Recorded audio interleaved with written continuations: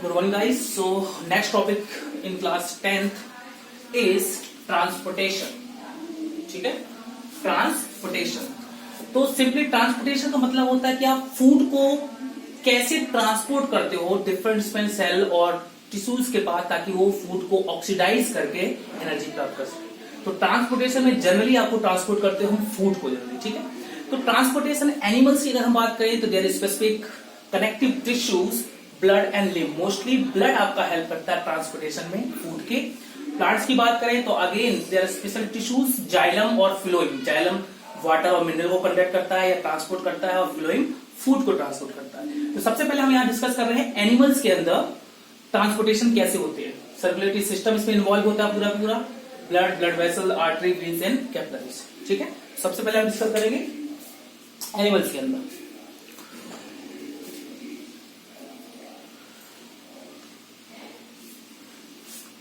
ठीक है, तो एनिमल्स में अगर हम बात करें स्पेशली ह्यूमन बींग्स की, राइट, अगर हम बात करें ह्यूमन बींग्स की, तो सर्कुलेटरी सिस्टम ह्यूमन बींग में जनरली इन्वॉल्व होता है आपका circulatory system transportation of food में.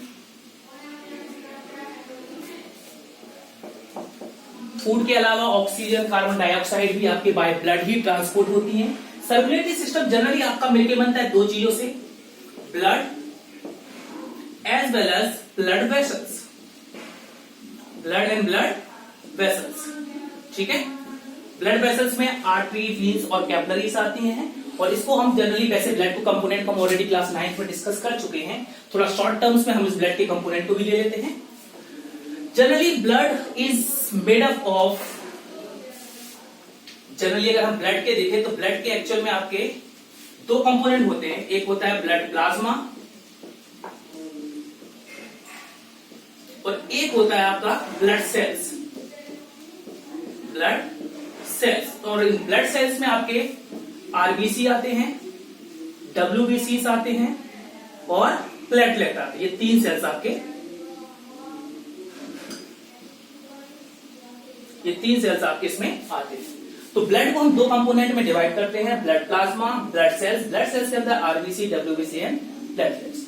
तो सबसे पहले अगर हम बात करें ब्लड प्लाज्मा की, तो जनरली 55% आपका जो कंपोनेंट होता है ब्लड का वो प्लाज्मा होता है. ठीक है, कितना परसेंट? 55. और हम इसे ये भी कह सकते हैं liquid part of the blood. What is plasma? Plasma तकरीबन 55% ऑफ ब्लड होता है आपका. ये लिक्विड पार्ट ऑफ ब्लड कहलाता है. ये लिक्विड पार्ट ऑफ ब्लड है आपका ये ब्लड प्लाज्मा.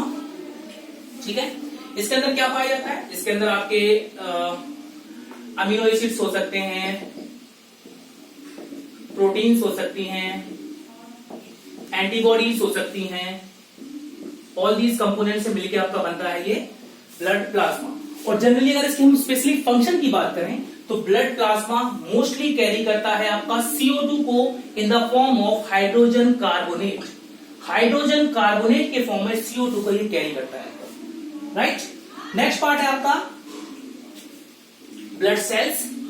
अगर ब्लड सेल्स की हम बात करें तो 45% ब्लड का आपका ब्लड सेल्स से मिलकर बनता है. ब्लड सेल्स कितने होते हैं? तकरीबन 45% ऑफ ब्लड. ठीक है, इसमें सबसे पहले आता है आरबीसी, जिसका फुल फॉर्म होता है रेड ब्लड सेल. क्या फुल फॉर्म होता है? Red blood cell. जनरली ये रेड इसलिए होते हैं क्योंकि अंदर एक पिगमेंट होता है जिसे हम कहते हैं हीमोग्लोबिन. हीमोग्लोबिन, इस हीमोग्लोबिन की वजह से ये आपके जो सेल्स होते हैं वो रेड कलर के होते हैं, क्योंकि haemoglobin pigment red colour provide करता है आरबीसी को. हीमोग्लोबिन आपका रिस्पायरेटरी पिगमेंट है.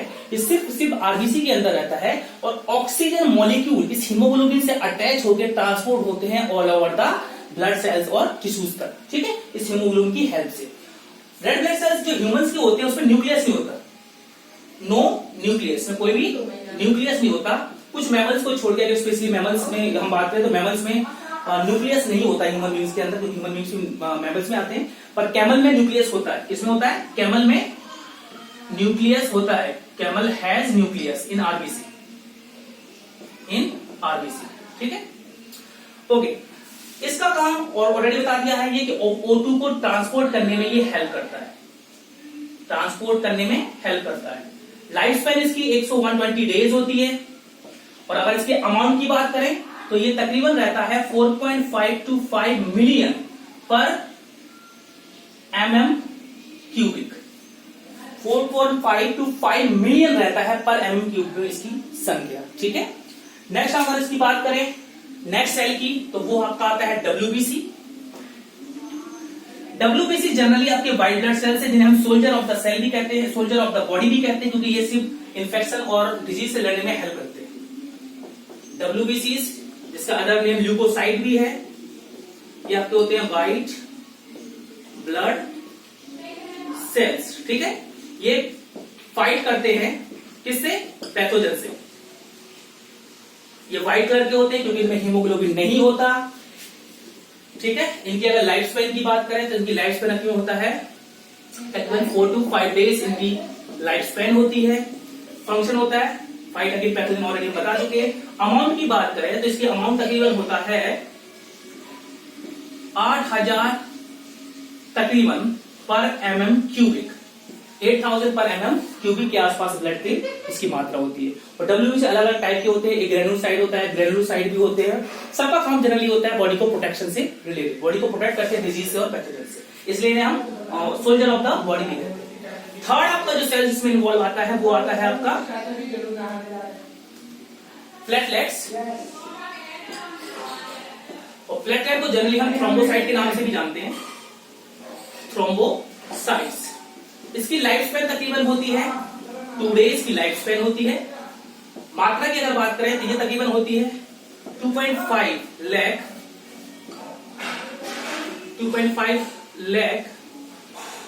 पर mm क्यूबिक, राइट। और फंक्शन की बात करें तो it's help in clotting of blood, clotting of blood में हेल्प करता है। मतलब अगर कहीं इंजरी हो जाती है तो उस इंजरी में ब्लड को क्लॉट कर देता है ताकि ब्लड बहे ना। तो किसी इंजरी के दौरान ब्लड ना बहे उसको क्लॉट करने का काम करता है आपका प्लेटलेट। ठीक है, तो ये आपके कंपोनेंट हो गए ब्लड के।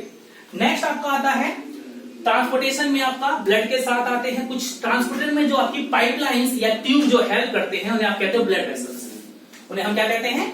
Blood vessels. ये वो ट्यूब्स है जो हार्ट से ब्लड को बॉडी पार्ट तक कैरी करती है या बॉडी पार्ट से बैक टू हार्ट करती है। तो इनमें जनरली 3 टाइप की आपकी ब्लड वेसल्स आती हैं, आर्टरी, वेन्स, कैपिलरीज। आर्टरीज की हम अगर डिस्कशन करें तो आर्टरीज की खासियत क्या है? एक तो ये थिक वॉल्ड होती है, थिक वॉल्ड। ये हमेशा ऑक्सीजनेटेड ब्लड, ऑक्सीजनेटेड ब्लड का मतलब होता है जो ऑक्सीजन हो जिसके अंदर, ऑक्सीजनेटेड ब्लड को कैरी करती हैं from heart to different part of the body. ठीक है, heart to different part of the body. Thick walled होती है, ऑक्सीजन ब्लड को कैरी करती हैं हार्ट से different part of the body. सिर्फ एक आर्टरी को छोड़ के जो है आपकी पुल्मोनरी आर्टरी, ये आपका डीऑक्सीजनेटेड ब्लड कैरी करती है। बाकी सारी आर्टरी आपकी हमेशा ऑक्सीजन वाला ब्लड कैरी करेगी हार्ट से different part of the body. तीसरी, ये थिक वॉल्ड होती है, मतलब ये हाई प्रेशर वाले ब्लड को कैरी करती है, हाई प्रेशर ब्लड को कैरी करती है। ठीक है, मतलब इसके अंदर जो ब्लड फ्लो होता है काफी हाई प्रेशर में होता है। ठीक है, और इसके अंदर कोई वॉल्व नहीं होते। वॉल्व वो स्ट्रक्चर होते हैं जो बैक फ्लो ऑफ ब्लड को रोकते हैं, ब्लड पीछे की तरफ फ्लो ना करे उसको रोकने के लिए वॉल्व होते हैं। जनरली ये वॉल्व आपके इसके अंदर नहीं होते, not present. Valve is not present in arteries. ठीक है, तो आर्टरी मेन फंक्शन क्या है? हार्ट से ऑक्सीजन वाला ब्लड को कैरी करना different part of the body. सिर्फ एक आर्टरी को छोड़ के पुल्मोनरी आर्टरी जो डीऑक्सीजनेटेड ब्लड, विदाउट ऑक्सीजन वाला ब्लड को कैरी करता है। नेक्स्ट आपका इसमें है आपका वेन्स।